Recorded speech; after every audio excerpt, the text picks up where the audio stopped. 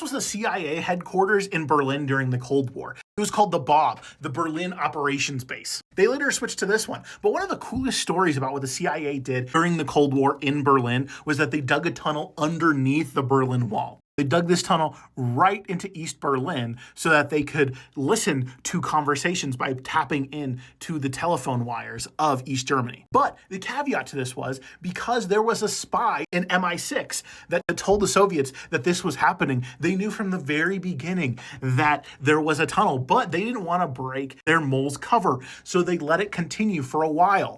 Even though the KGB and the East Germans figured out that this existed, they still had to figure out where the tunnel was, and then they had to give enough cover long enough for them to come up with a reasonable explanation that they just randomly came across it. Basically, they were doing some construction and then they found this random tunnel filled with wiretapping equipment that the Americans were using. However, they still got a ton of really important information that the Soviets didn't actually want them to get because they were still tapping into their telephone wires. Despite the fact that the Soviets knew about it the whole time and that there was a mole in MI6, which was very bad, it still was overall a success.